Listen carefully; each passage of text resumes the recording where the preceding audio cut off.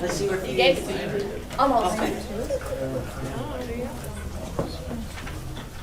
I call this meeting to order of the South Redford Board of Education at 6:30. May we stand for the Pledge of Allegiance. I pledge allegiance to the flag of the United States of America and to the republic for which it stands, one nation, under God, indivisible, with liberty and justice for all. Next item on the agenda is Mr. Winston, will you call the roll, please? Yes. Anthony Johnson. Present. Lori Hicks. Present. Amanda Flesher. Present. Misha Early. Present. Cheryl Flesher. Present. Daniel Winston is present. And Shirley Tolliver. Present. Next item on the agenda is approval of agenda. Are there any corrections to the agenda? There are none. The agenda will be as written. Next item on the agenda is superintendent communication. Thank you, Madam President. Congratulations are in order to the entire Vandenberg Elementary School staff as they were named as being a World in Motion STEAM school for the 25-26 school year. This is a prestigious national honor recognizing schools that demonstrate exceptional commitment to science, technology, engineering, arts, and mathematics, known as STEAM education. World in Motion celebrates schools that deliver hands-on, project-based learning experiences that ignite curiosity, deepen critical thinking, and inspire students to envision themselves as future innovators. Schools selected for this prestigious award exemplify high-quality implementation of a World in Motion curriculum, strong teacher engagement, and a school-wide culture that promotes problem-solving, collaboration, and real-world application skills. Vandenberg Elementary School will be featured as a model for innovative STEAM practices across Michigan schools and beyond. Congratulations to Vandenberg Elementary School. That's all right. Additionally, congratulations are in order to Mr. Sean Salmonen and Jennifer Toy, who along with the support of Assistant Principal of Thurston High School and Lead CTE Administrator, Ms. Beth Harris, also in conjunction with Chef Tony and Chef Leo, hosted a wonderful multilingual learners family dinner for our multilingual learners here in South Redford last month. The dinner was a tremendous success when we think about family and community engagement when we host our multilingual families here in the South Redford School District. Additionally, in advance of the Board of Education Appreciation Month in the month of January, and sticking with our tradition, the board has at its table place your gifts in advance of Board Appreciation Month, and also in time for the holidays so that you can enjoy them as early as possible. So you'll notice that you have South Redford School District coffee and tea mugs there, coupled with special treats from the Hospitality Tourism Program in Career Technical Education.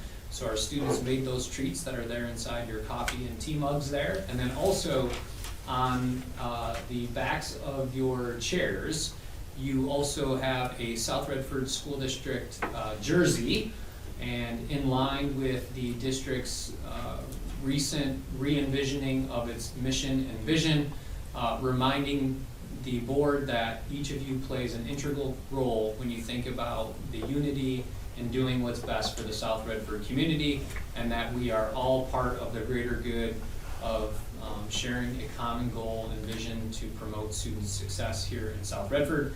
And so may that remind and thank the board for each of your contributions, and in the spirit of unity and board appreciation and the holidays, we appreciate what you do as a board, because oftentimes it's thankless work, and the amount of time that each of you puts in and the dedication for our students and for our community is noticed, appreciated, and deserves to be celebrated.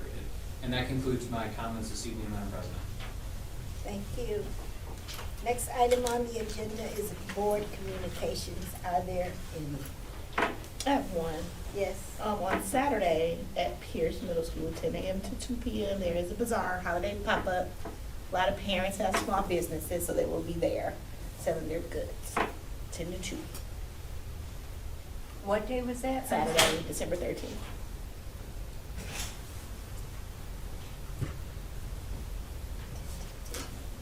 Are there any other board communications?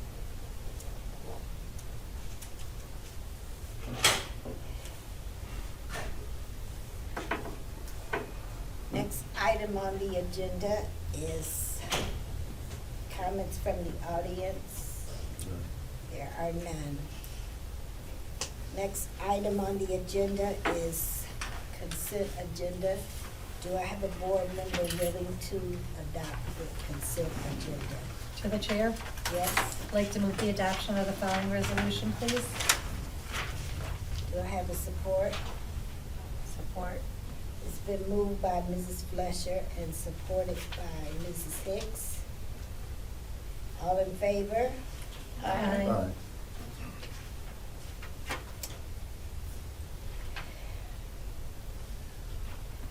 Resolution adopted. Next item on the agenda is reports from. Are you doing that? Okay, well, I guess I don't have any. Is anybody doing that? No? Okay. Next item on the agenda is presentation of Fisher Elementary School. Mr. Byer. Thank you, Madam President. At this time, I'm going to turn it over to Principal Coos, as well as several staff members that are here this evening from Fisher Elementary School to talk with the board about its progress for the current 25-26 school year. Principal Coos. All right. Hello, everyone. These little baggies are from me. I was trying to give you guys something special, so I just wanted to Thank you so much. acknowledge that. And I first wanted to thank my staff here. We have a big event tomorrow, so a lot of them had kind of made a decision. We have, we're celebrating the Grinch and Whoville, so if anyone wants to come tomorrow night from 5 to 7. Some of our teachers have volunteered to read Christmas stories to the children. We have writing letters to Santa.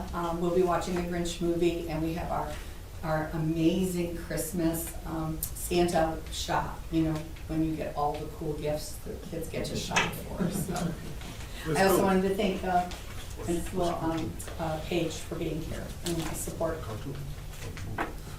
I'm sorry, the movie or the cartoon, The Grinch? Which one is it? The cartoon. The cartoon, okay. that's Yeah, fine. yeah, we're safe. Try to. We do have an actual Grinch, so our Grinch is gonna be dressed up and, you know, meeting and greeting the children as well. Oh, So, how nice. yeah, 5 to 7. 5 to 7. Yep, 5 to 7. So I know in front of you, you have the whole slideshow. Through my years, I've always created a video. So I can go through, I just, you know, for a lieu of time, I don't want to go through each slide too long. Obviously, we have our vision. I do have a newsletter that I put out every week, some more to our families, and our district vision is always on top because I believe in it, and I think it's important. Vision and mission. Of course, we still are continuing with our 3 big rocks and in our MyKid district strategies, balancing our assessment in our system and our iReady performance. We will get to talk to you a little bit about our iReady performance this year. I think it's important. This is our data for Fisher. We have a solid baseline. This was our first time taking it. And a lot of the kids, I think, still kind of had their way of thinking that it was the NWEA test. So, you know, some of them didn't do as well. When we sent the data home to the parents, what I like about the iReady test versus the NWEA is it gives them grade levels. So it shows grade level for reading and grade level for math. And I can be honest and tell you, and I think I have some teachers here, there was a huge shift after those papers went home and parents started talking to the children, like, no. You are in X grade and you should be, you know, in that grade level in your math and reading. So I've seen a lot of, stronger willingness to learn here at Fisher, this year because our parents, I think, got pretty involved in the data and looking at what we have. And we do have a lot of room for growth. That yellow line is it's, correct me if I'm wrong, because I don't want to say this wrong, Ms. Chase, but the yellow line, which is the largest base line of growth, would be that they would be that's at the end of the year. So they took the test at the beginning, but all of those yellow, I'm hoping to shift to the left, so they'll all be green. So. And then this is our I-Ready math as well, and it's pretty similar to what our reading is. So in this chart, it kind of explains that if the children just do, I'm sorry, come closer. If they work through their projected growth, we would be at 25%. We want to definitely push them to their, they call this their stretch growth. And so that's when we talk to our students, we always talk about their stretch growth and not just their projected growth. That's nice, but we want to make sure they grow as much as possible. So. And last year, oh gosh, what did I do? Did I touch the screen? Touch the screen? Okay, there we go. Thank you. No, anyway. And last year we talked about math, and I had explained to all of you that we were doing a pilot program, and I'm happy to be able to share some data with you as well. I do want you to hear from the kids as well as some of my teachers. But so the target tutoring optional examples below are, that we are getting ready for MSTEP, and we will be tutoring during our 3rd and 4th quarters, utilizing that I-Ready pilot for curriculum, and the kids use it on the daily, ongoing data and curriculum. And hopefully 61% of the tutoring students will receive proficient or partly proficient on reading, and then 43 with math. So I'm just going to skip over these because in my presentation, the kids are going to talk about that like we always do, and you guys will hear about what they believe in and what their goals are. In my goal setting, by June, 63% or more of the students at Fisher will meet or exceed the annual typical growth of target, and then 64% would also annually meet the target for reading. So I'm just trying to go big or go home. I want them to, we need to get over that hump, and we're going to work really hard to do it this year. Obviously, we have Maslow's hierarchy in our big 3, and with diversity and equity and inclusion too, that we feel that is all in relationship building, in their safety and curriculum. And I believe that we at Fisher really try hard to make sure that that relationship is there and that safety is included in that environment. Okay, what happened to I lost my slide. Sorry guys. My video slide. Okay, it was there. Sorry. I know when you practice before and it still doesn't work out. There we go. Oh yeah, it was the next one. Okay, I'm sorry, I can still do this. Presenting from, and then there we go. Nope. All right. So here are just a few things that have been happening. We have a really strong PTO this year, and our PTO is putting on a lot of great things. We did a food drive right after or between Thanksgiving. Us was on the playground. I did start Fisher's Spirit Wear, and as you can see, middle school. I had sent the link to the middle school, so if they wanted to buy Spirit Wear as well, and they have sparkly Spirit Wear there, so it's kind of nice to do that. And I always celebrate in the month of December, and we kind of have like our days are just. We always have fun things to do each day of the week. So, here is my video. Just push play and then I can get it. Okay. All right, bear with me. I did try this. I checked this out. So we're good. Hi, I'm Ms. Hickroom, and I'm here today with some amazing 4th and 5th grade students, and we are going to talk about our MSTEP data from last year. So the first thing we're going to talk about is our ELA data. So that's our reading and our writing, right? So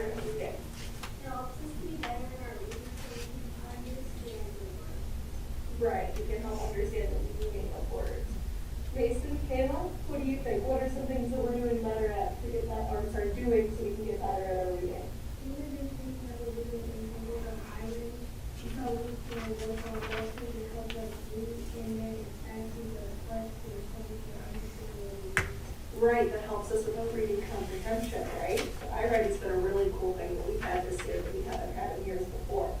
Do you have anything to add, Mason? Yes, we do similes and metaphors. Yeah, we're learning about figurative language right now in class, right? And that helps us to be able to understand what, do you remember? What the author, Says and things. yeah, what the author is trying to tell us, right? Very good. The next thing we're going to talk about is math. And we can actually see that our math scores have improved when we're taking our own steps. So what are some things that you think we're doing that have helped us to get better at math? Because they've gone up. So what are we doing that's helping us get better at math? Chloe, for Nicole? Doing our iron math lessons. Okay, I read math lessons, yeah, that's been helpful. Dakota, are you during your class? Yeah, our iron, even if we play the game, it still helps us with our math, and we get to have fun at the same time. Okay, so even if we're playing games, we're still learning something with that iReady, right? It's awesome. What about you guys? What do you think's been helping us improve in math? Like, I like that, like, in read that we have both reading and math, so we can work on extra time in math and both of them, so it's not just when we work. Yeah, that's a great point too. Our win time is a great time that we get to practice those skills that we might be having a hard time with, right? Mason, what do you think's helping us get better in math? Our workbooks, because in our workbooks, we get different problems that we need to solve. It helps us in every single skill that we need to pass our MSTEPs. Okay, so we practice lots of problems throughout the day, right? Problems that we know we're going to see on MSTEP, right? That's awesome. Okay, and then the last thing we're going to talk about, and this is something that only fifth graders take, but you guys can still speak about it because you talk about it in class. Our science didn't go up, but our social studies did. So our social studies scores went up. So what do you guys think we can do to improve our science scores? What can we be doing more of to help our science go up?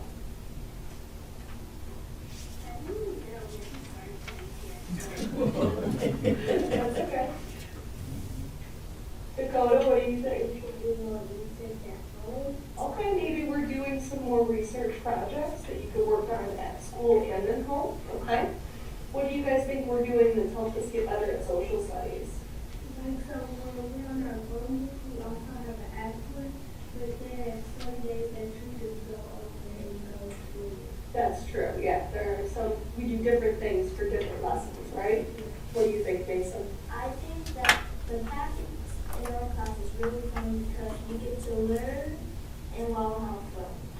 Okay. And you have fun because you love social studies, right?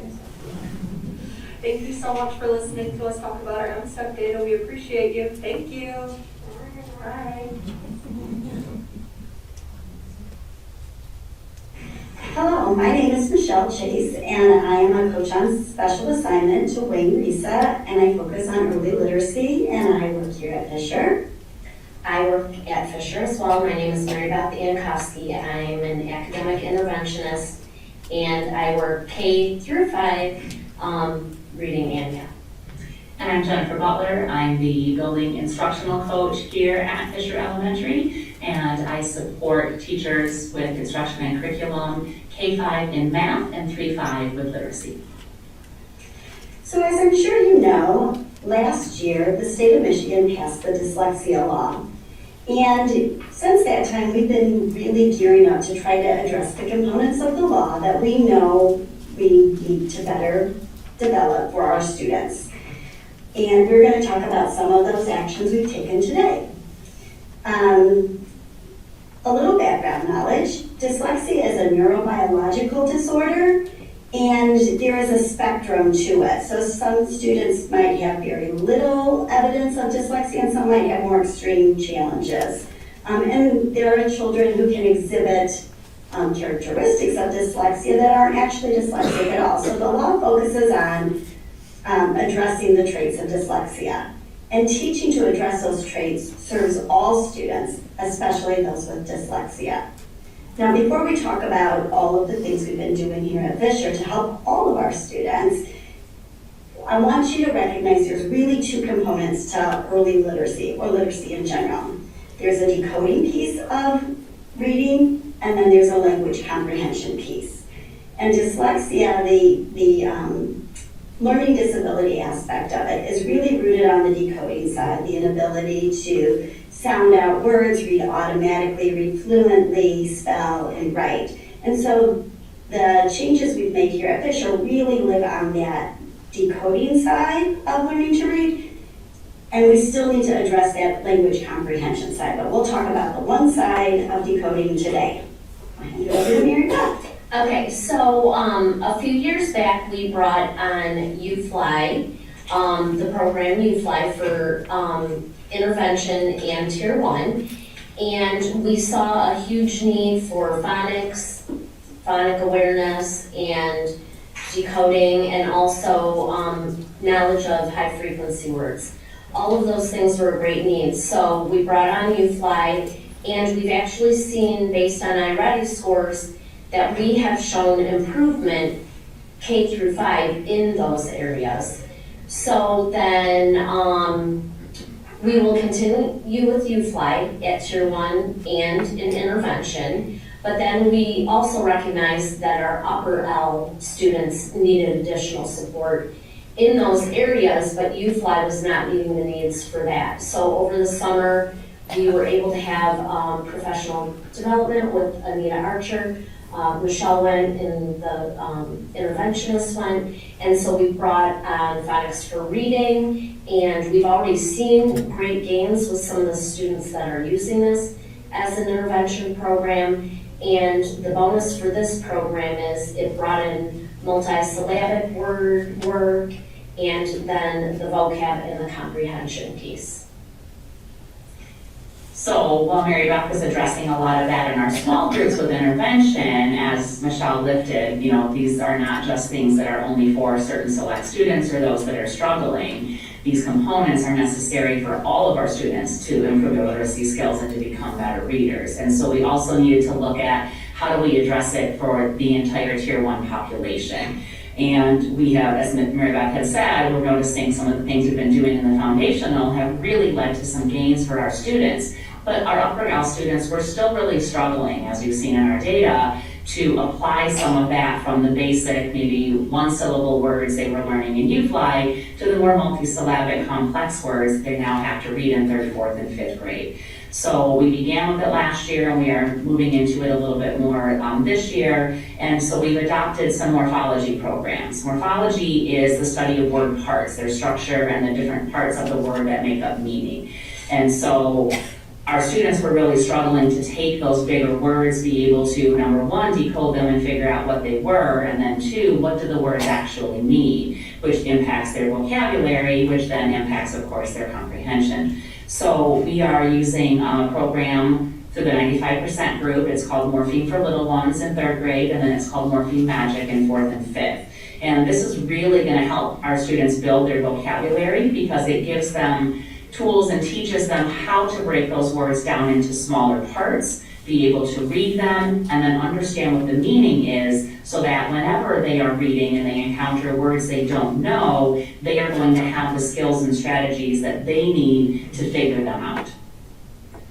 So in addition to the what we're teaching, the dyslexia law also addresses how we teach, and it explicitly states that we should be using explicit instruction. So one of the things we've brought in, and we're focusing on kindergarten through 2nd grade this year, are the explicit instruction teaching strategies, and the state is leaning into Anita Archer's work, which Mary Beth referenced for the Phonics for Reading program.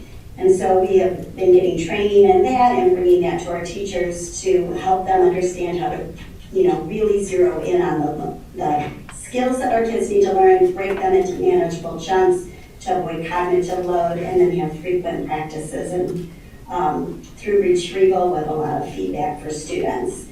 And we are really trying to apply that this year, and we will continue to grow that work. Okay. Hello again, I'm Jennifer Butler, instructional coach here at Fisher Elementary. You saw me speak just a little bit ago with some of the work that I am doing with our upper grades in literacy, but I also support kindergarten through 5th grade in our building with math. And so we have some different initiatives that we are looking at with math. You heard Michelle speak earlier about the explicit instruction, which is research-based for reading. Math is actually very different, and the research is actually leaning away from explicit instruction when it comes to math, and leaning into more of what's called cognitively guided instruction. And the principles behind CGI, as we refer to it, are really to build our students' mathematical and problem-solving abilities, which we cannot do simply through explicit instruction and showing them how to solve problems. They need to learn how to apply strategies in multiple different ways to solve multiple different types of problems.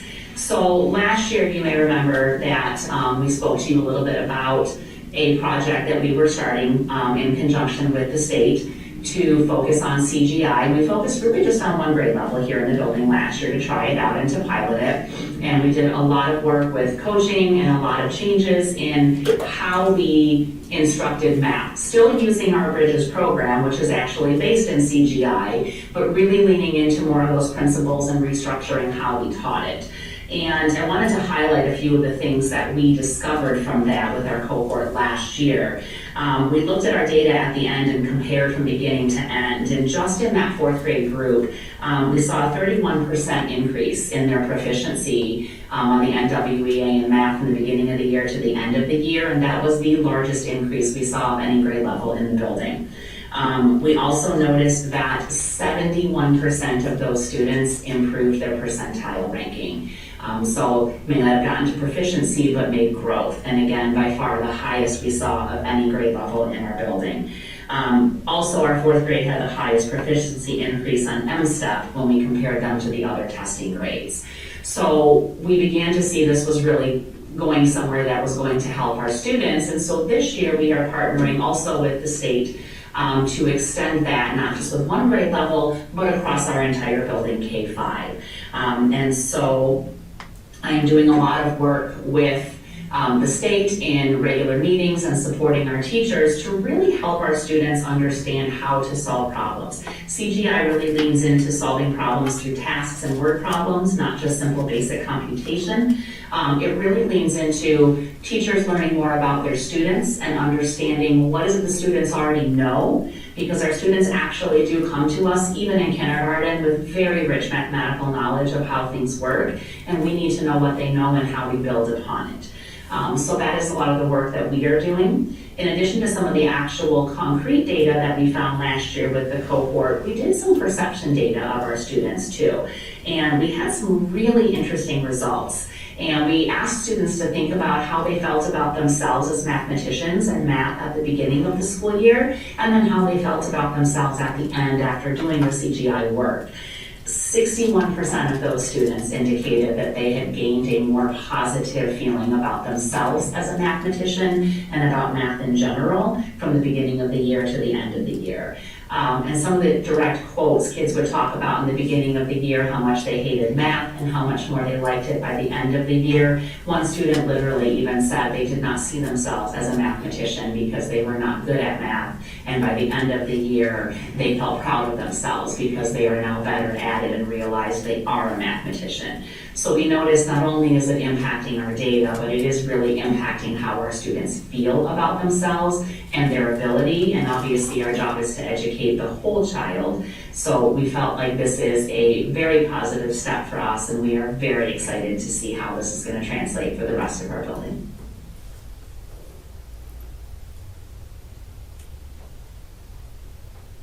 Good evening, everyone. My name is Sean Salmon, and I am the Multilingual Learner Coordinator here at South Redford School District. I'm excited to share a brief overview of our Newcomer Center in South Redford School District, which is one of our most important supports we are offering to students and families who are new to the English language, our schools, and the United States. Our Newcomer Center is designed to provide immediate and intensive support for students who are just beginning their English journey. These students often arrive with little or limited or interrupted schooling. They are unfamiliar with U.S. school expectations and need additional academic and social and emotional support. Our program will give them a strong and stable start to this. Students will receive foundational English language instruction every day, which will be tailored to their WIDA proficiency levels. They will also receive foundational academic skills to help bridge gaps in reading and writing and in content learning. These will be done during that English language instruction time. They will also receive help in cultural orientation. That will help them understand the routines and expectations of our school community. They will also receive a supportive environment with multilingual staff and other fellow multilingual learners in which they can build confidence, form connections, and feel truly welcome. Our goal at Fisher's Newcomer Thunder is to support students in their grade level classrooms and equip them with the language and academics tools, as well as the self-assurance they need to thrive in their new class. We will work closely with families as well, ensuring they know that they are valued members of our South Redford community and that we are equal partners with them in their child's education. Most importantly, our Newcomer Center is built on the belief that every student, no matter where they begin, has immense potential, and we are proud to create a space where that potential is nurtured, respected, and celebrated. Thank you for supporting us and this work with our incredible students. Thank you. Can I just go to the next slide? Okay. The reason why I included Sean is because in the elementary, they house all the newcomers at Fisher. And just this morning, he called me and asked me what my numbers were in 4th grade because he had a 4th grader and a middle schooler and a high schooler coming and just registering today. So, and what we were trying to do is house all of our newcomers, at least in one of the elementary schools, so that Sean can do a better job and be able to work with larger groups throughout the day instead of running from one elementary to the next elementary to the next to the next. So, I just wanted to thank you for allowing that and, so that we can help all of the students that we have. Also, I just wanted to share with you, I really struggled last year with our kiddos not coming to school. And, part of the data, you can talk about it all you want, and you can do all these great things, but if there's no butts and seats, we can't teach them. So last year, I posted every single week all of the daily percentage of children and when they were coming to school and what our percentage was. And I found 2 things out. One, Fisher was averaging about only 88% of our attendance every day. And our highest 2 days were Tuesdays and Thursdays for some reason. And we would get to maybe 90%. On a weekly basis, I saw this pattern coming through and it drove me crazy. So we decided to do a few things, and my cooperative culture team came up with a few things. Well, this one, I'm sorry, this isn't my attendance team, but this one is for us to talk about culture in our school. And each month we are, and you can see the list of things, each month we are celebrating a word, and each child in each class is getting or one child per class is getting a certificate and acknowledged at our Friday gatherings to understand that they're the epitome of whatever the word is. Correct? November was cooperation and December is sportsmanship. Yeah. So then each teacher gets to pick one student and we will acknowledge them for their sportsmanship. So, I'm sorry, I jumped. Here's my attendance team. I apologize. So anyway, good news is that through that work, through what we've also been doing with our attendance team, and that is that we're giving out certificates monthly for any students that have 100% attendance. So we're acknowledging them as well. And I'm happy to say that I'm moving the needle, and I'm at about 90 to 91% on a daily basis. I also asked the teachers to post these, and so I made these little calendars, and they post per day if they meet their goal. Now their goal is not 100%, but usually about 95%. So this is my kindergarten class. So they met their goal that many times through the month. So these are posted in the classrooms, and then they send them down to me. This was, Mrs. Huber's 1st grade, so you can see we send them when they're little. So we're continuing to plug along, because if I gotta get them in school, and then we can teach them. That's so huge. And of course, you talked to our intervention team. They're doing great work in our family involvement. I have a new PTO president. She's doing a lot of things, and one of the things she asked our teachers was to to be able to support PTO at her meetings. So each monthly meeting, I have at least 2 of my staff attending the meetings, so that they're aware and they bring, you know, that collaboration together, and she wants, you know, to see more of that as well.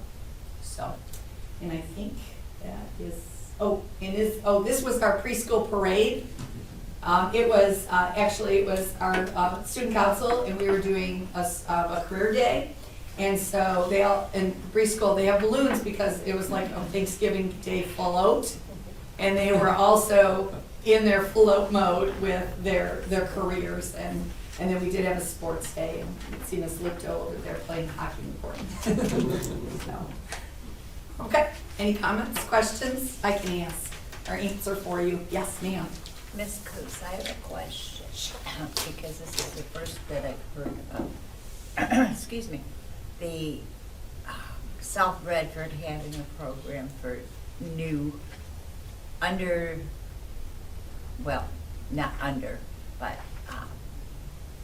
kids from maybe perhaps other countries that are not fluent in the American language. How long have we had that program? Well, it's been ongoing that we've had, but we have Sean since last year, correct? So I don't want to misspeak. It has been ongoing for quite some time. However, given the magnitude and the robustness of the program, this is really probably our 4th year now with the size of the program as our ELL population continues to grow here in South Redford. But as Chris mentioned, it's been ongoing, but it's certainly been more present in the past 4 years than what it was previously, as South Redford continues to attract students and families that are English language learners. Yeah. And how many young people are we attracting to this program? Understand, I'm in full support of it. I'm not trying to be negative Nancy. I'm in full support of it, especially as what's going on in our country. But I'm just curious. I couldn't tell you a percentage, not even in my building. I just know that we kept having ongoing conversations, and with, you know, Mr. Solomon, like running from one school, like he would go to Jefferson and maybe service 2 kids, and then he'd go to Vandenberg and service 3 kids, and then he'd go, you know, so he just right. I mean, and so makes sense. housing them all in one just has helped him, immensely to be able to work with them, and then they feel more of a sense of community. You know, so they don't feel like there's just there are 2 kids here, 2 kids here. So, so that's what that's what Fisher is. I don't really know. I mean, I can get back with you, and I can let you know what that percentage is for sure. That would be thankful. Yeah, no problem. I can do that for you. Any other questions? Oh, I just have a comment. I really like the picture of the Eagle Award.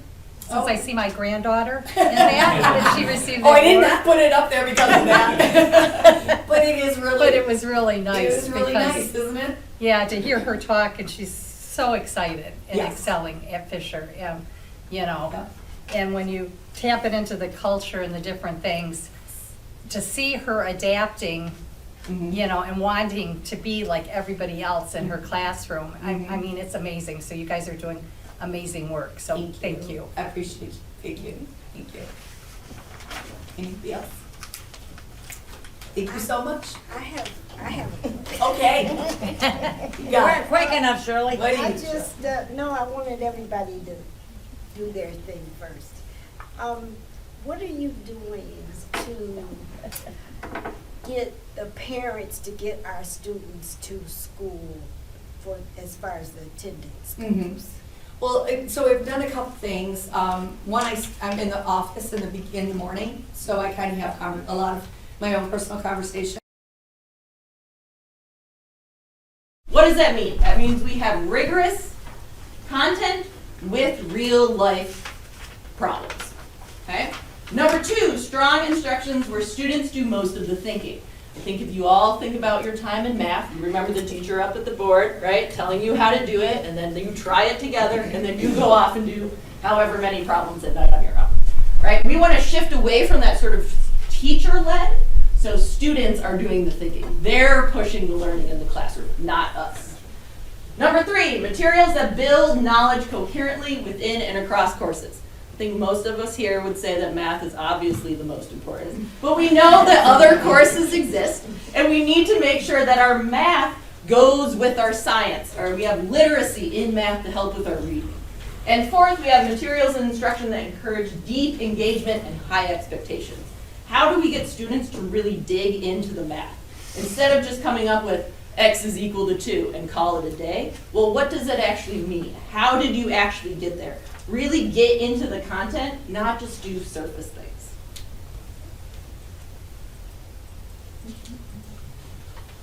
It's me. Yes. So knowing this, these are like sort of our non-negotiable things when we're looking at curriculums, right? We're like, we need all these things for students to do. So we kind of reached out to some professional organizations. I know we talked to like Ray and Risa, what do they recommend? I know some of us were in like graduate school programs. They were like, what did they recommend? We just started with this whole kind of just like group of curriculums that were like, okay. And then we then started to investigate them a little bit further, okay? So we didn't just like, we looked at some ed reports, we looked at all these things on the internet, but then we didn't just like trust what they said. We went in and we did the evaluation ourselves. We used this IMAT rubric, instructional materials, educational tools, I think that's what it is. And it was long, okay? I'm not gonna lie to you, it was a lot of stuff. There was like 30 things that was like, these are the things we could evaluate these things. We went through all these curriculums and we really did go through all of these different things to find out which one of them really met our needs. So we noticed, like I said, we noted pros, cons, right? Because nothing's ever perfect, right? There's always a pro and a con for these things. But eventually, I think we settled on a choice of after going through all of this process together as a team. And I think that's next, right? Yes. So as Hannah said, you're sitting in your math classroom, the teacher's writing on the board, you're taking notes or sleeping like some of our students do. And we needed a curriculum that kind of pulled students out of that frame of learning math. So we selected Imagine Learning. Imagine Learning, they pull us away from just memorizing and doing the math, just mimicking what the teacher is doing on the board, and they have activities and discussion which help the students have a deeper meaning of learning. So Imagine Learning is what we selected. So one thing when we talk about Imagine Learning and why we chose this, right? Everyone brought calculators, pencils? No? Okay, it's okay, it's okay. Right? So up here on the board we have a set of 3 different examples. Page number 1 on here is actually a screenshot from a PSAT SAT test. Right? The only thing I want you to notice about Exhibit A here is how many words are on this page. Right? Our PSAT, our SATs are very reading heavy. Right? I always argue that it's not necessarily a math test, it is a reading test. Lots of words. Exhibit B here in the middle is the curriculum that we have been using, right? This is an example for our Algebra 1 final exam from last year. And what I want you to notice about this page is the lack of words. There are not many words here. So what we have been doing is this content that is very rote procedural math. Can you solve the equation? But what we have here is the SAT, PSAT is asking them to think about what those numbers actually mean. Can you read this problem and then do the math and interpret what it means, right? So we had a big gap here between what we were doing and what we were sort of grading the kids on when they got to their PSAT scores. The last exhibit here, this is actually an I Am Learning test that we just gave several weeks ago for Algebra 1. And you will notice words, right? And now we got all these words now, so students are being pushed to the same level as the PSAT and the SAT. So now we have more of a curriculum match when we talk about how are we looking at our students' success and their learning. It matches much better than it did. Because even though our students could do this, they were very good at the rote math, getting it to this level is a major leap. So now we have the support and they have the support in order to do words in their math, which they all love. I'm sure you know that.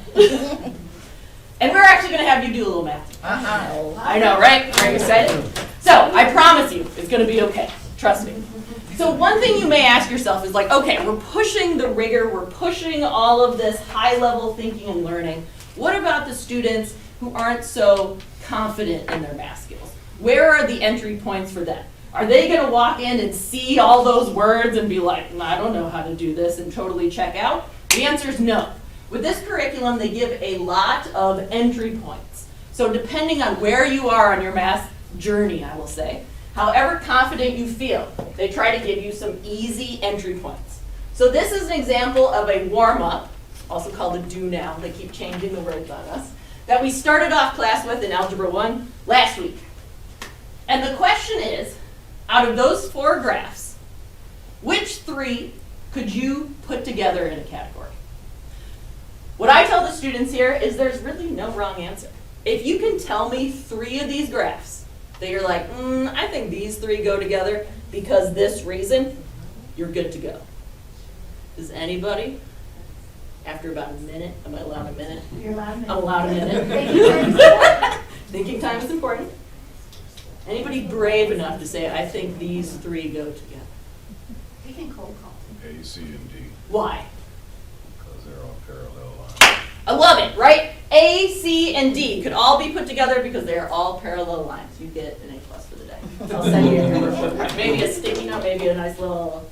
I can give you smelly stickers. Ooh, there you go. Elementary student, they're gonna help us out. Anybody else? Anybody else? Anybody got another set of 3? Brave enough. I thought A, B, and D went together. Does anybody have a guess why I think A, B, and D went together? They're all diagonal. They're all diagonal, right? I love it. So no matter what your confidence level or how much you know, maybe you don't know the word parallel, you could also say, I don't think those lines are going to touch each other, or that line's going to touch each other. I'm not going to lie, when I did this with students, I had a student who came up with one that I had to come up with, which is always fun. I had somebody say A, B, and C.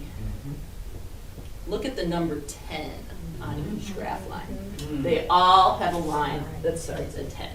So because of this easy access point, it helps students sort of get into the lesson without all the scary words, right? How are they thinking about math early before we launch in and sort of dig deeper into this? So this curriculum does a really nice job of pairing that rigor and pushing the student thinking and learning with the access.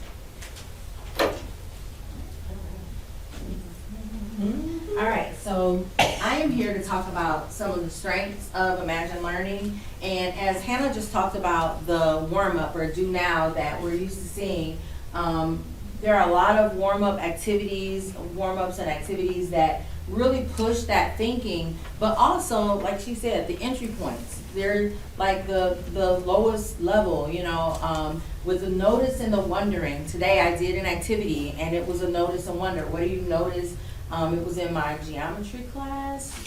Oh, I did one in Algebra 2 as well. And in the problem, each one was 7 something 9. So it was maybe a 7 times 9, a 7 plus 9, a 7 minus 9, 7 divided by 9. And so it was, somebody said it has all 7s. This one, it starts off with 7s. And so, you know, it really is getting them talking. That's just to start it off. Like, I just had a win. So I know that when I work with my group or with my partner that I will be able to find more wins. So as you notice in these pictures, the students are grouped together. Sometimes they work by themselves, sometimes they work in pairs, and sometimes they work in groups. And so it helps them to be able to synthesize the information where, you know, they read something. I always tell my students, read it again.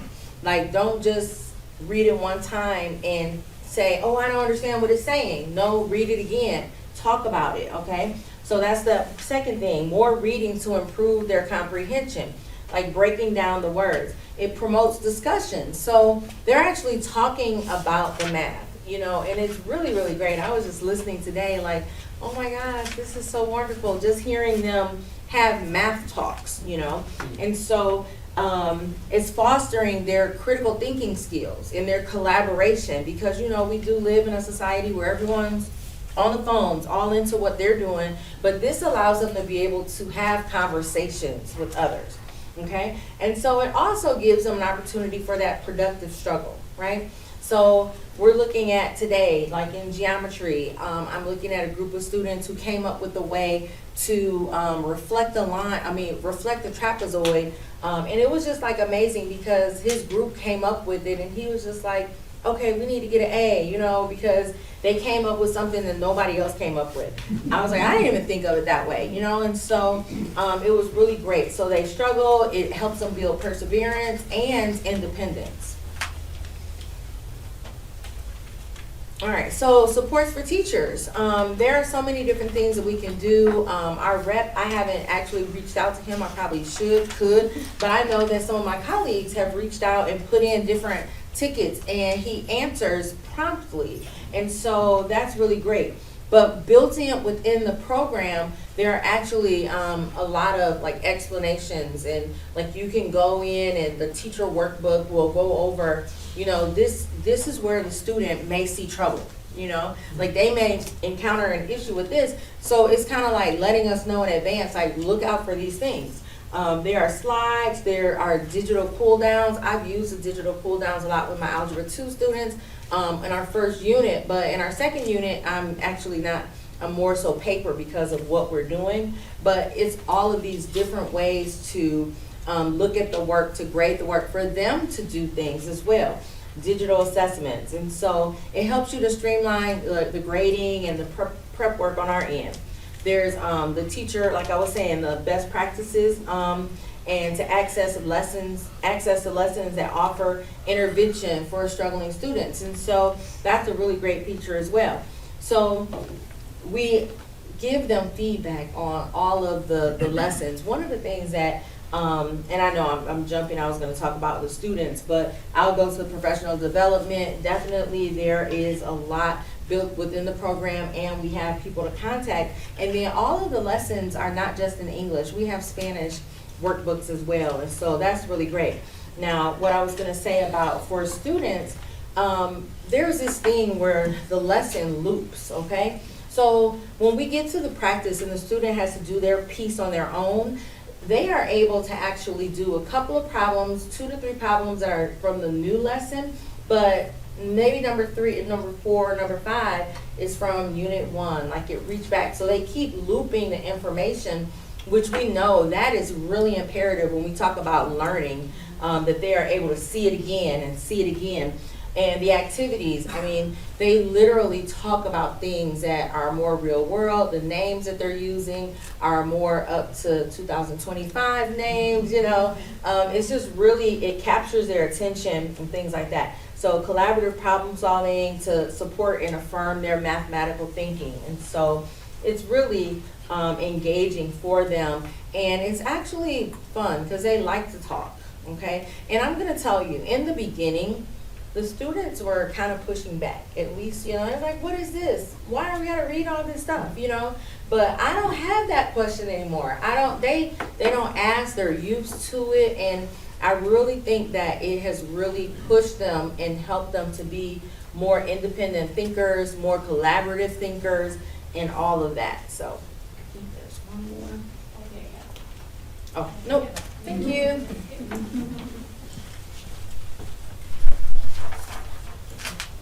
So I was sent up here to talk about the bad parts of it. Well, like it's been mentioned before, like there's nothing in this world that is perfect. And so I am new to the district, so I didn't go through all the labor's work to figure it all out. But I am going to talk about the challenges that we've seen so far, and especially in my time here. So there's a shift in the pedagogy. So it's a lot of relearning for everybody. So it was mentioned how we've all been used to this teacher at the board, student taking notes, doing the work I do, you do, we do. So it's kind of like a shift for all of us. It's the way we are teaching the students, and the way our students are learning. But there is support from Imagine, and then there's also RESA problem-solving learning, problem-based learning. We've also mentioned how this is more of a reading-heavy curriculum. So just speaking from personal experience, just the way it's more vocab for the kids to learn. For example, when we were learning algebra, how many people know what the x-intercept is? Okay, so when we learned math, we may have learned x-intercept. In our curriculum, they do not mention x-intercept. They say horizontal intercepts.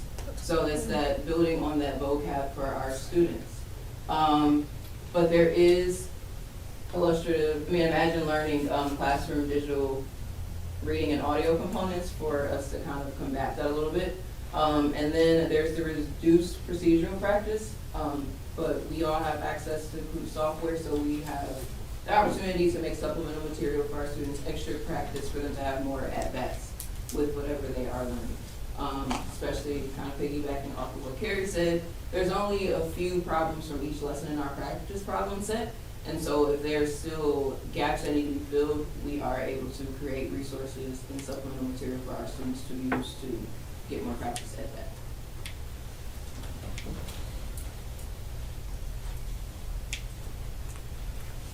All right, so how are we going to implement it to make sure it's a smooth transition for our students and for our teachers? So the purpose of the implementation plan is to make sure that the teachers are supported, the students are supported, that we are monitoring our pacing and making sure that we are on track and that we are holding to the curriculum, the heart of the curriculum, and not diverting too much so that we can keep the integrity.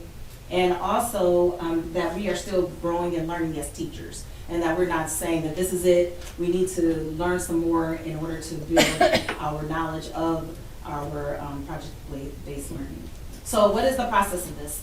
The process is trainings on facilitating problem-based learning. So the trainings through Wayne Risa. Wayne Risa has a ton of resources that we can attend. PLC release time for the creation of student supports, such as reference sheets. So, and also sharing time together to talk about student data and making sure we keep up to date with that. Sharing pacing, landmarks, and struggles that we also talk with our department about. And also whole department release time. I know that it's a challenge right now to get our whole department release time, but I think we can be creative so that as a department we can talk and make sure that we are teaching the curriculum in the best way possible. Especially just connecting geometry with Algebra 1, Algebra 2, just making sure that we are keeping the integrity of the curriculum throughout each subject area. Oh, and if you want, there is a full document here. I think this will be shared with you after, so you can look at the full implementation plan after.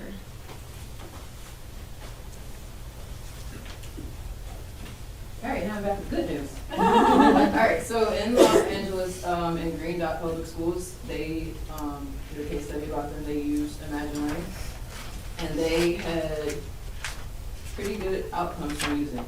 So they saw a 25% increase in students meeting or exceeding the math standards from the previous year. There was a 6% increase in college enrollment for the school. And then there was a increase in graduation rate. They were 22 percentage points higher than the state expectation. So good things coming from out of Los Angeles. Hopefully we can see that kind of happening over here as well if we are able to adopt Imagine Learning.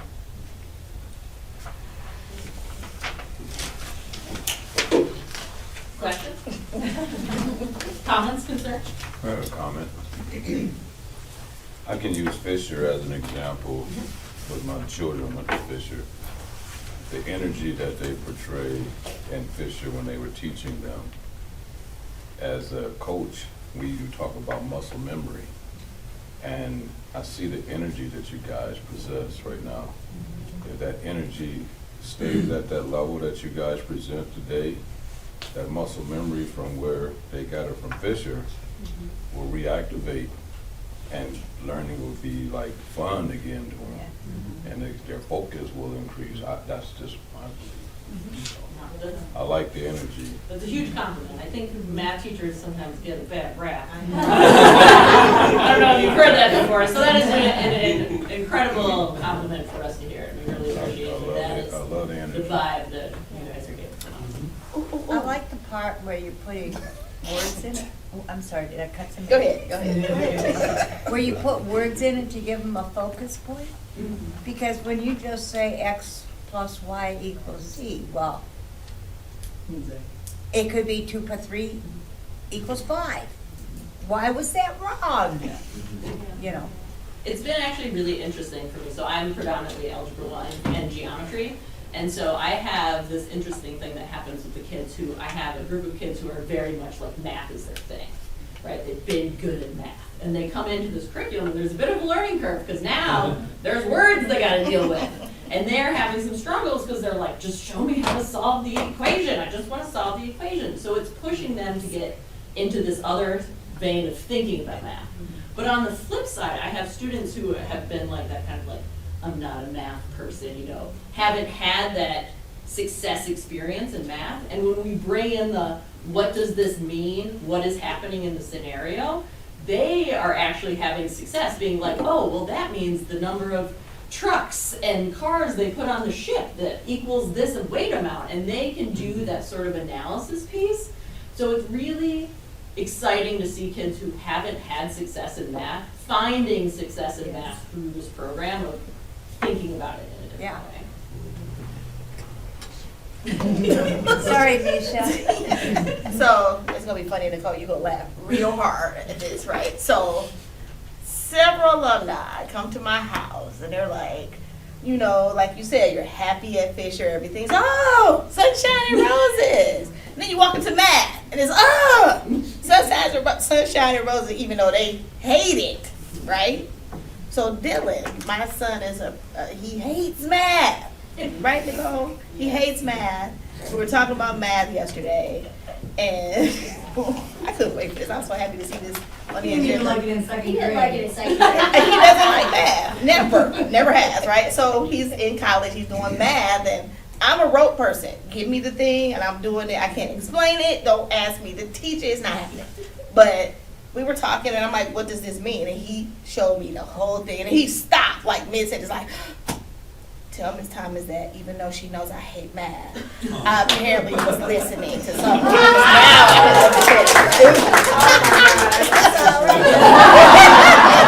I apologize. I know my child, and he was not having it. Well, thank you guys for doing our presentation. Thank you, thank you. Any other questions? To the chair? Yes. I did have one question. How will the transition be from the middle school to the high school with this program? Great. Hi, so glad you asked that. Thank you, I'll slip you my 20 later. I owe so many people money when I come here. So I think, first of all, thank you for acknowledging the energy. How lucky am I again? Again, best job ever, thank you. You know, we never want to rush a thing, and we want the right people to be doing the hard work around the pedagogy shift. We're teaching it differently, so we can't rush that thing. We're very lucky that Shantae McClendon, as many of you know, is also teaching Algebra 1 at 8th grade. She could not be here tonight, but she's very much in support of this. And she's also the department head at Pierce. You see where I'm going with this, don't you?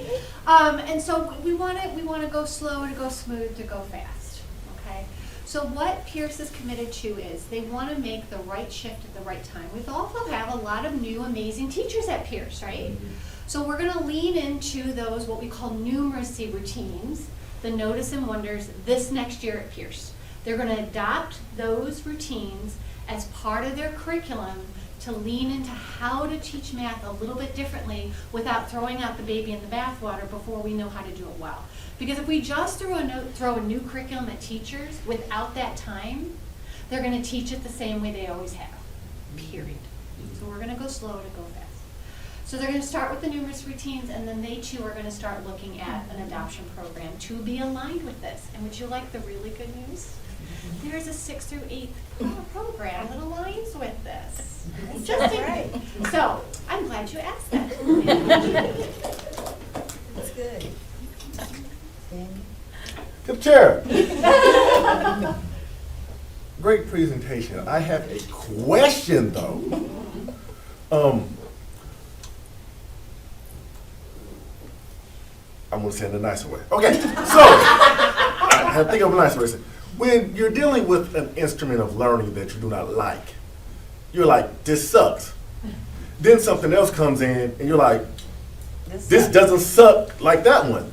Like, are you guys like, this is better, or is this like, you know, something y'all feel like long term is, you know what I'm saying? It's like, this isn't good, this is better, this is a bad spouse, this is a better spouse, but it's just the best spouse you can get. How are y'all feeling about this for real? Because Mr. Anderson said the word settle, which I'm not, you said it, I'm not making it seem like you meant it in a good or bad way, but what's the real about this thing? How do y'all really feel? So I'm gonna be super honest. Yeah, that's what I need. Like, you know, I don't want a C+ type math program. It's like, So I was really, really nervous about this. Okay. You can ask them later about how I was. But I'm gonna say I was really nervous. Because new stuff, scary, right? This curriculum pushes us as teachers probably even harder than it's pushing the kids. Like, I am having to relearn how to do my job every day. Because the routines that I was used to previously are not my routines anymore. right? I was really nervous. I told everybody, I was like, the first 6 weeks of school, I'm gonna need a support group because I'm probably gonna be angry and I'm gonna be like, I have no idea what I'm doing, and the kids aren't gonna like it because they're coming from middle school and they don't wanna read and all this stuff. And I was negative Nancy about it, right? Okay. I will tell you that probably after the first like 3 weeks, I was like, oh, I get it. There are so many things that they have been telling us to do as math teachers for, I would say, probably the last, like, I don't know, 5 to 7 years, really pushing this problem-based learning. And every time we had a RESA meeting about it, it was like, great, where's the support to do this really fancy new thing that takes a lot of work? And now with this curriculum, I was like, oh, this is how it's going to work. Because now, instead of me creating it, which is not my forte, I'm a teacher, I'm not a curriculum expert, I don't know how to make this stuff, it's complicated, right? But I can facilitate it in the classroom. So I went from being like, this isn't gonna work, I need to stand up there and do these things, to like, now I feel like I'm a convert to this, and I will talk to anybody about it for like an hour, about how much I see the potential in it in years to come. Like Nicole and I, when we were putting together the slides, got so excited talking about in 3 years, what's it gonna look like for my Algebra 1 students that I have this year when they're finishing Algebra 2 and they've done 3 years of this curriculum of reading, deeper level thinking, explaining the math, not just this rote procedural thing that we've been doing. Right. And that process that we went through, I think Eric downplayed it a little bit. We spent like 20 plus hours vetting. I think our original list had like 14 different curriculums on it. And we went through them and we're like, this is working, this isn't working. And we actually came down to 2. And we got down to the 2, we met with the people, they talked about it, and we were like unanimous, like, oh, it's this one. This is the one that makes sense. So while we say like no curriculum is perfect, there's gonna be things, and especially in the transition period, that we have to sort of think about, how are we doing this, are we meeting the students' needs?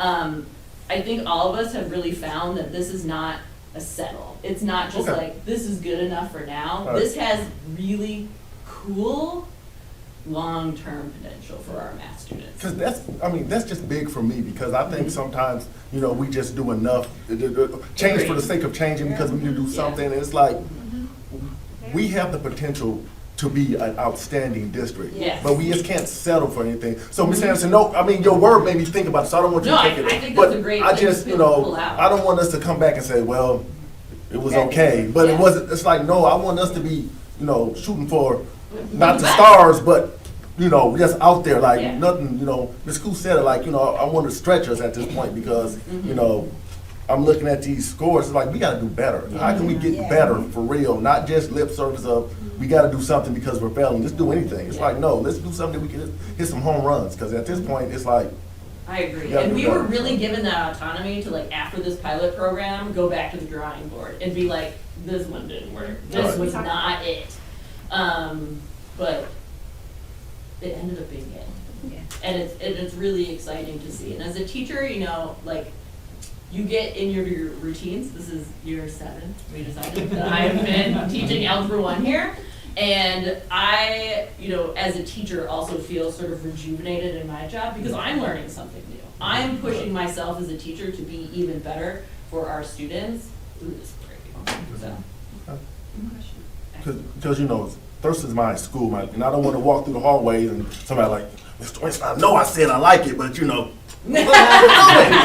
something better if that's not what we want to do. So as long as everybody on board, I'm gonna come ask each and every one of y'all in your classroom separately. Everybody better give me a thumbs up, and we coming back here and. But thank you, great presentation. But I want to add, I cannot add on as eloquently and passionately as Hannah did, I mean, my goodness.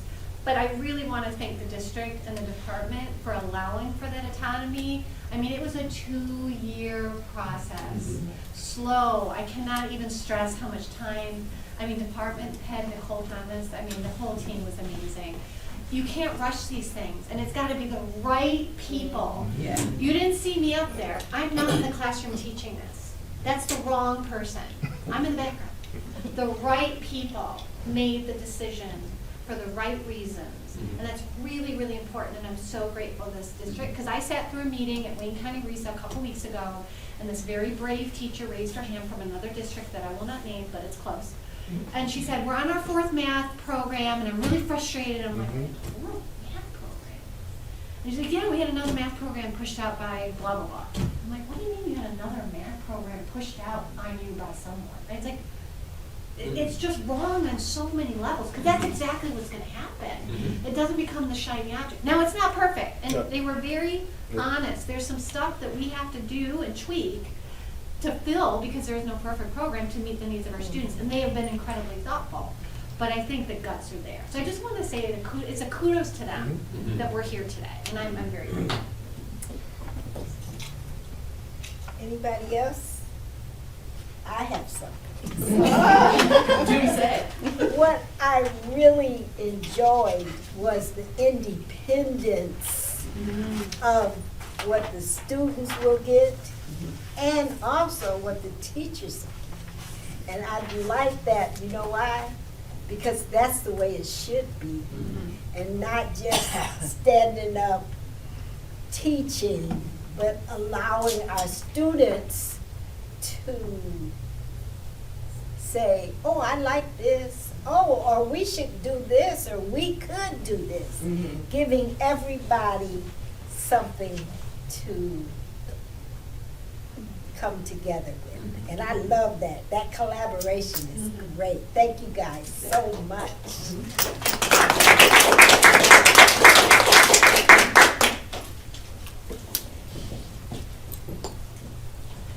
Yeah. I want to add one thing to this if I could. I've been in all of their classrooms multiple times, and I've been in all their classrooms multiple times in years prior to this year. So I can tell you, not knowing a lick about how to teach math, and having been a kid who stinks at math, the level of engagement that's happening with kids in the classroom is higher than I've ever seen in math. And that's to a teacher, 2 classes across the board. And their energy is legit tonight, exactly what it looks like in the room. Because they are energized by it, and the students are mirroring that back. That's great, and that's what I like to see, yes. And thank you to all of you. Thank you so much. Yes, go ahead. So, as this is a pilot program, are you currently using this with the students? Yes, we are. Okay. Yep, we are doing it with Fidelity in Algebra 1, Geometry, and Algebra 2 are those 3 core content classes. Just curious. It's live. If you want to come on over, I'll be there tomorrow. No. Thank you for the invitation, but I'll pass. I failed math class 3 times. Mostly because A and Y, or A.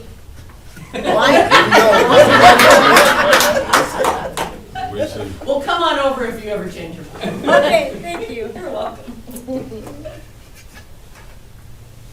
Thank you guys so much. Thank you so much. Thank you for all your questions and your time.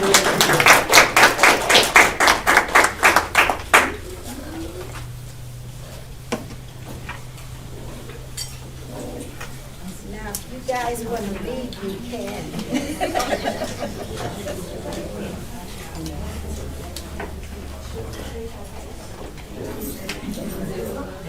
As well we should. Yeah, I was gonna say 12 hours of South Redford properties.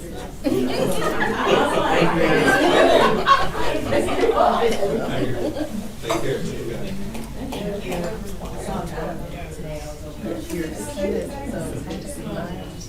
Next item on the agenda is discuss Thurston High School math curriculum. So respectfully, Madam President, unless there's additional conversation that the board would like to have this evening, we could probably transition to agenda item number 13. However, if there's additional thoughts or discussion that the board would like to have, certainly Is the there board any can. other discussion the board would like to have? Because I think we covered it. I do too. Yeah, my C13 is what prompted my last question on 12. Consider Thurston High School mechanical project, part 2. Mr. Brown. Thank you, Madam President. At the previous board meeting, the board discussed mechanical project part 2. Bids were solicited and received for the work. The companies that are recommended for the work required are listed below, along with the dollar amounts. And during the post-review process, it was determined that the low bidders for bid categories 14-2 masonry and 14-11 electrical and 14-12 security all had incomplete bids submitted.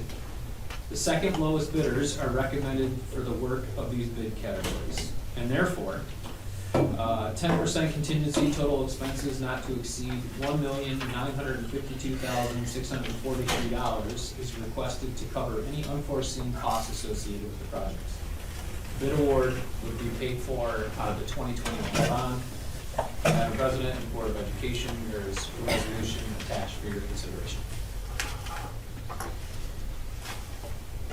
Do I have a board member willing to adopt the resolution? To the chair. Yes. I'd like to move the adoption of the following resolution, please. Do I have a support?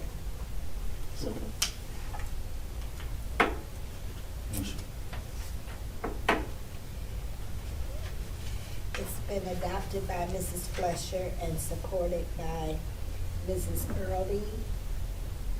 All in favor? Aye.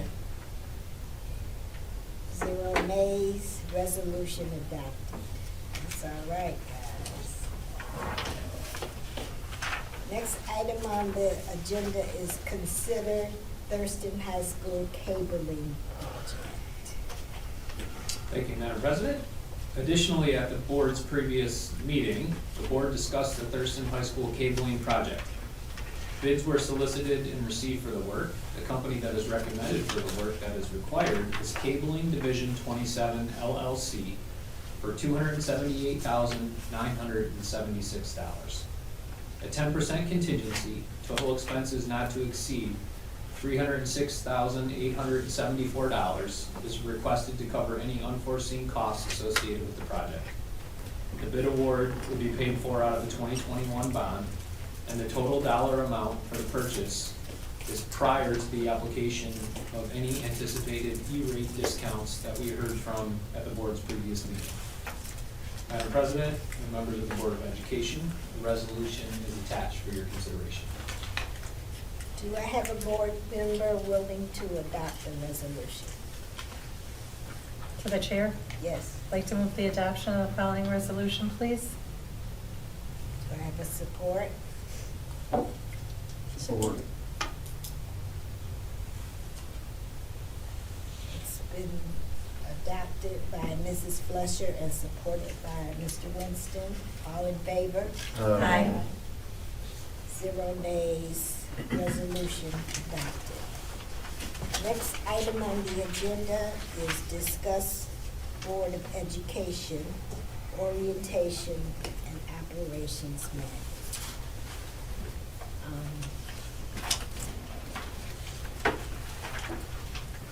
The board will discuss the board orientation operations manual. Board members Amanda Fletcher, Lori Hicks, and Anthony Johnson who have been assigned to the annual review of the Orientation Operations Manual will present proposed updates. Recommended additions and deletions are highlighted in the draft manual. Before we start, I just want to say that this is just a discussion, and I want everybody to respect each other and be civil. Thank you. Amanda, you being the chair. Well, first I should point out that we're still the previous committee, so it's President Tolliver instead of Anthony Johnson because our work wasn't finished by the time January came around. So the original committee met in the spring and summer after the board meeting where everyone suggested changes, and we ended up deleting a lot of the stuff we had put in because the majority of the feedback was that it was too long, and we also simplified the section with the MASB awards because that was taking up too much space. So anywhere that we could cut down on the page count is kind of what we worked on at our last committee meeting. And so going forward, we can vote to accept the changes that the committee recommends. But either way, it's gonna have to continue to be updated. It's a work in progress document, and we'll have to update all the policies since we are gonna be having a new policy thing, and we do have the policies mentioned in there. And we did remember to update the new board mission statement too on the front cover. So that was in the latest update.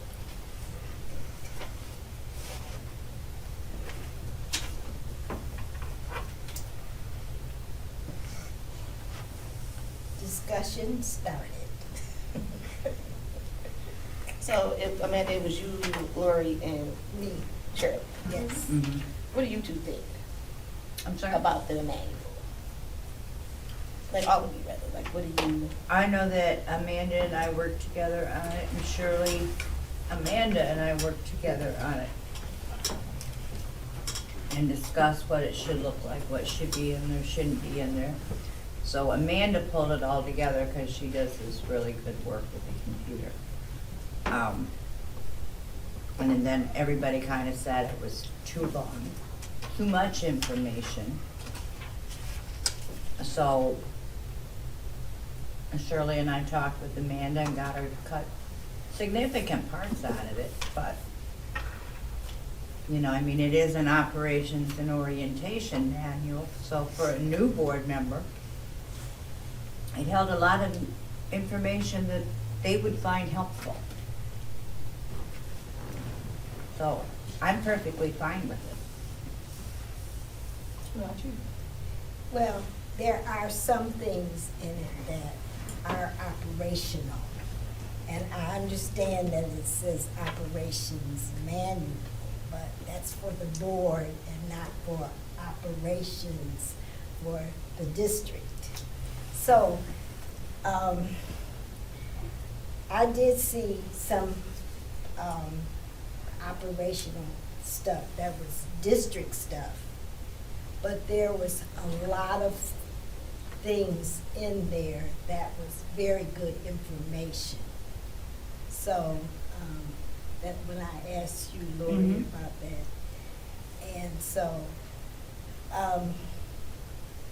so we'll just discuss it.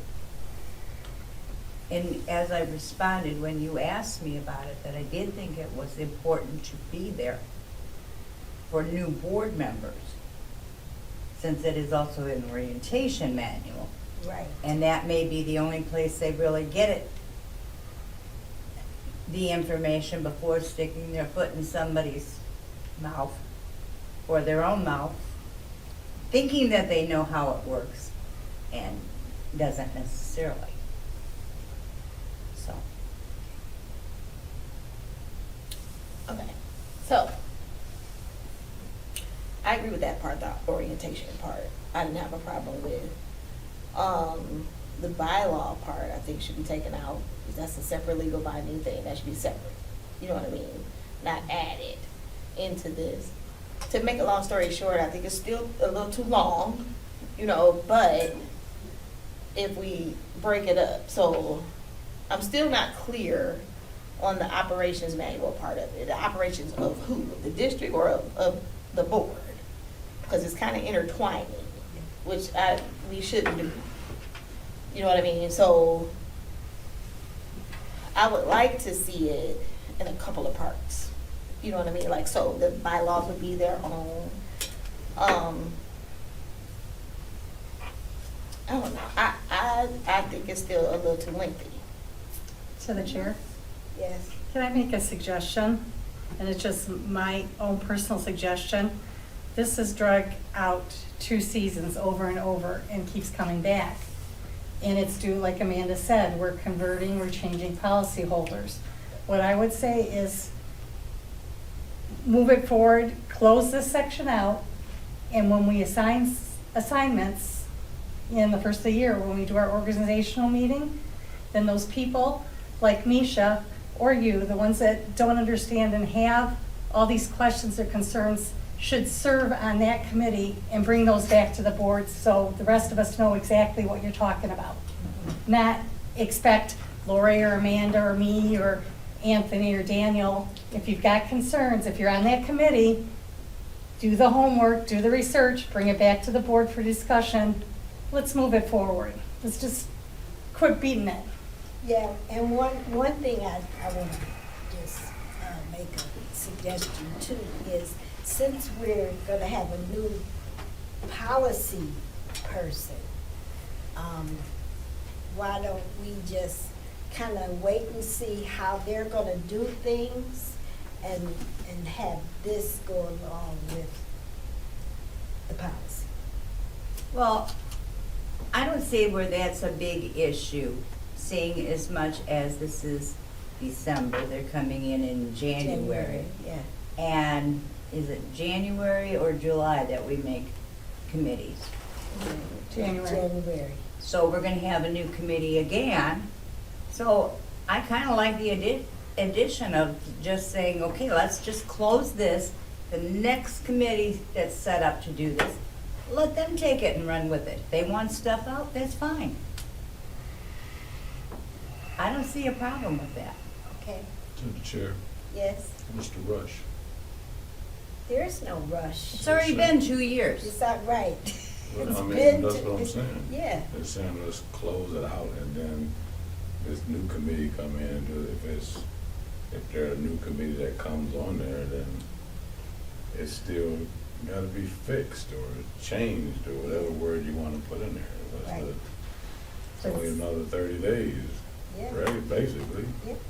That was my suggestion. Yeah. Let's just end it so we can start fresh and be done, That's not not my just keep suggestion. dragging. My suggestion is not to end it, is to leave it and keep working on it until the majority is satisfied with it. Mr. Winston. What does close out mean? I guess I need to understand when you say close out, sure, what does that mean? Well, I think the board either decides to bring it up and approve it as it is, Okay, just so it's clear cut, Okay. okay, how it stands now. okay. And we have a new committee that we have to go back and do all the changes again with policy and stuff, and there are concerns. Okay. And it'll be different people on that committee, chances are. Okay. So that's mine, is just like a clear break of it. I mean, Lori and Shirley and Amanda have been working on it 2 years. It keeps coming back, and the board as a whole are not happy. And I think if we start fresh, the ones that have concerns about separation or looking about the history, why is this in and why not, start fresh as we merge all the other changes we're doing come the end of January. So, just for my clarity, so close out means we take this document, how it looks now, and we say, okay, we approve it as it is. Either that, or we decide we're gonna table it Okay. and just don't keep beating it up now. Okay. Just put I it, just put want- it yeah, to I rest. just want clarity on what you Either meant by way, close one or out. the Okay. other, that we need to start fresh come January with a new Some of committee. that stuff don't sit right. And anybody that is concerned, thinking it's too long, then I think they should volunteer to be part of that committee and do the work. So we understand, because I don't understand. I look at it different than some of my other board members. You don't understand the thought process that we had, is what you're Well, saying? about it being too long, or this or that, or the history, you know, I go back to the history, so I would think it would be good for those members that are concerned about what the document is doing, what it's used for. I think they should be part of that committee instead of having 3 other people that might not have the same concerns having to bring it back. This committee has brought it back numerous times for 2 years. But I thought that was the very basis of the discussion. I mean, We don't we're drag not all things. gonna have the same thought process. Right, in but we something. should have come to a conclusion one way or the other But instead we're of not, just, so we continue. but we You know have what a I'm saying? different committee. I don't have a problem with the one we have. I'm just saying Well, maybe that I think that members of that people committee are tired of doing the I'm work and bringing sure it they back. are. So I think a lot of us are tired on our committees, but we still work through it. We So still my suggestion shoulder is, the ones with the problems, please be on that committee, so let's put it to rest. That's all. It's just a waste of our time. We have too many other more important things to be worried about. It's a good document. There's a reason what? this document's in Like what? existence. It's just a discussion, so, Yeah, okay, that's it's fine. a discussion. That's You fine. know, just, let's start fresh. You said too many other things, what, like what? It's a discussion. I mean, it says too many other things to be worried about right now. What are those other things that's? Well, if you want to get particular, and I'm not going to go down the path, our grades, how our kids are doing, our safety, this is just a working document, and we can't even seem to come to a consensus as a board. I would rather be focusing on student achievement, keeping our kids safe. I'm just saying, let's put this to rest and start fresh in the new year. I'm fine with that. So, I mean, we discuss it and then we bring it to the table. Because we've discussed it Or 3 not, or and 4 we make a times. decision. That's fine, okay, we'll just bring it to the table for a vote. I'm fine with that, that makes sense. It's on a discussion right now, it's not in Yeah, consideration. and that's what I just, We I gonna said, do it about the was a rules, that's how discussion. But a discussion That's is how just it's that, played. though, the thought process of 7 people. You know, so we can sit up here and say a lot of things about a lot of things, you know, but I respect all of your thought processes, whether I agree with them or not. Because the operations part of it is not, doesn't say, you know, it's given not enough power or too much power. It's not any it's not worded right. And exactly, and that was just something I was going to And it still mention hasn't changed, it's also not worded right. about operation, maybe, And like you said, because it says orientation, operations of the board, manual. operations of the That's why I asked, district. like, what is it, It operations of? doesn't, it Some You doesn't guys are clarify. talking all at the same time. It doesn't clarify operations of the board, operations of the district. There's no. So let's decide how we wanna do this. Do we want to start fresh? Say, okay, we're gonna start fresh, or are we going to say, let's discuss this some more? It only says discussion, Yeah. it doesn't say consider. Right, So it's not up for consideration. no, I'm talking about, go ahead, Lori. I'm saying, as he's saying, this is only a discuss tonight. So what I'm saying is that we discussed, and everybody knows how everybody feels. Bring it back for consider, it's either a up or down vote. Right. At Yes. the next meeting, you're gonna be That's it. setting up a new, because we only have one meeting in December. Right, You're gonna be setting up your committees again for the following years and assigning people. Let them pick it up and deal with it. That's exactly what I was Yeah. saying from the get-go. I do want Not to point gonna- out, though, I think if it's voted down, it goes back to the same committee. Every time something's voted down, it goes back to the same committee for Well, review. but if those of us serving on that committee choose not to serve, Right. it won't be the same committee. I guess that. That's true, If yeah. that's how it's written in our bylaws and policy, then. It's yeah. not clear like it's that. not clear. I thought the on Yeah, committees that. had to do It's like all not the work clear. until it was That's finished. what I thought too. That's why I said I didn't Well, understand why it would be tabled and then picked back up by new people. Well, it's either you vote down or up. It would start fresh. Yeah. If it It'd still doesn't be pass, closed it to goes that on to the committee. next committee. Right, it'll still be There will be closed to that closure. committee. It's just, don't keep hearing this committee over 2 years back and forth. It's just a Yeah. clear break. You start fresh. And those people that want to be on the committee, Or have concerns on how or it is. either Yeah. those that don't want to be on the So, I agree with that. My point of contention is when it said that, I don't like the total discussion of a whole. You understand what I'm saying? Like somebody has a problem with what somebody else says. So then it'll be like, oh, well, it's gonna be new anyway, so let's do it. And I'm not trying to say, I'm not trying to jab or anything like that. I'm just saying it's I think frustrating. you misunderstood what I No, said. but no, you said quite a few things right here, but it's just, it frustrates me that whenever somebody has a problem on this board or an issue or a discussion, and it is different than somebody else's discussion, then it's either we're done and we'll move on to something else, or we'll just table it and just wait until somebody else knew. That leaves a lot of contention, between all of us. That's the only part I don't like, because it carries over. So it could be a new person on the committee or any of that, but that's still in the back of your head, it's still carrying. To the chair. Yeah. Let me clarify. I'm just saying, if there's, some of us are happy and okay and ready, some of ours aren't.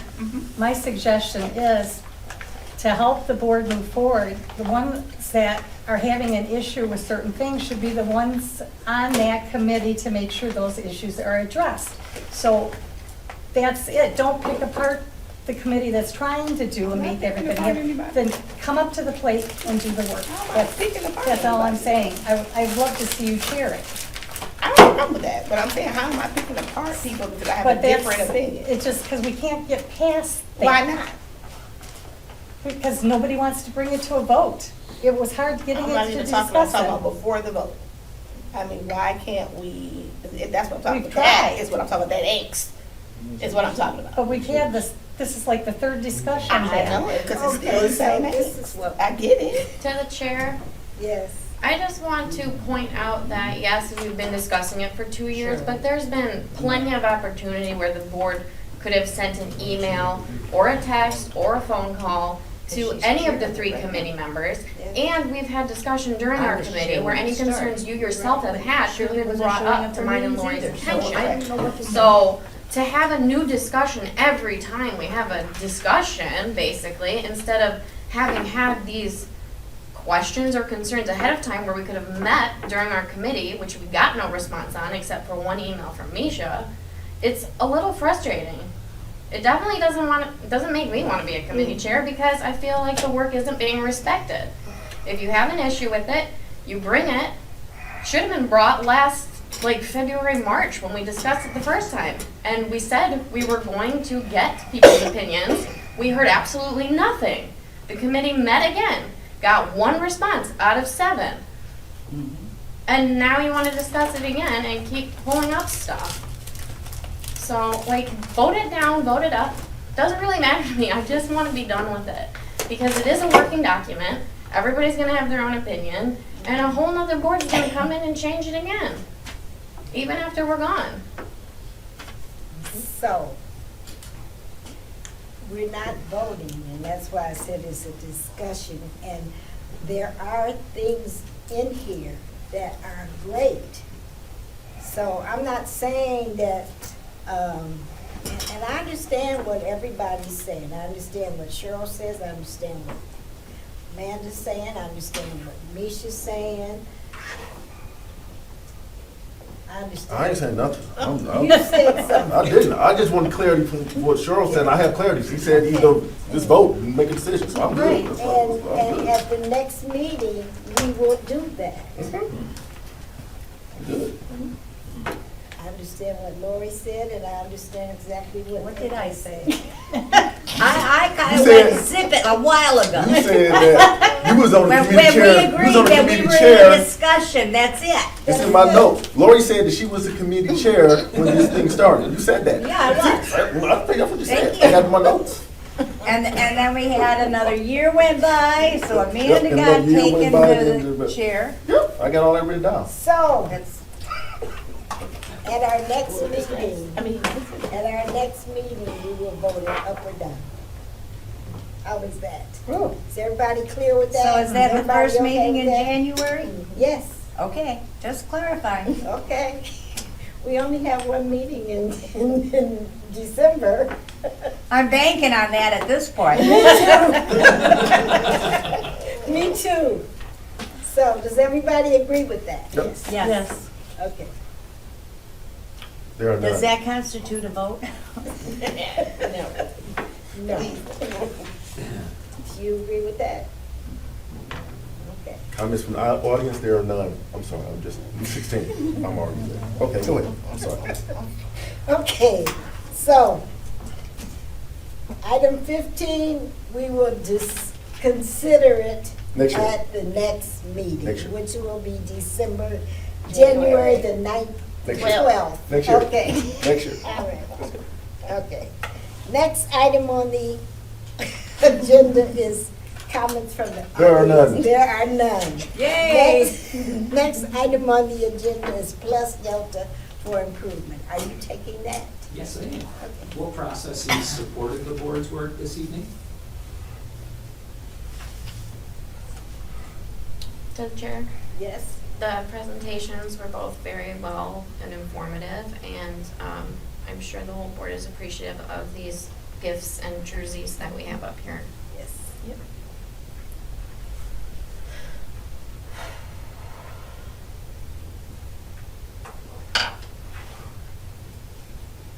Anyone else?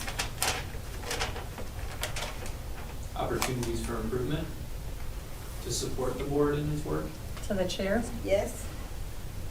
A working video system, or going back to the olden days, as like I talked to you about, and I've talked to Jason numerous times, we used to use our video department at the high school, where the kids got experience. They came in, they filmed and edited our board meetings. They got to see how we worked.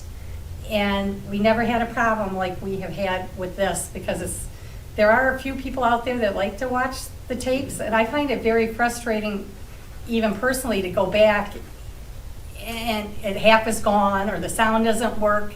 I think it's something that maybe our board president and superintendent can talk to Matt, with our video production over at the high school, and see about coming up with some type of system. Because this is not working. It's really kind of embarrassing.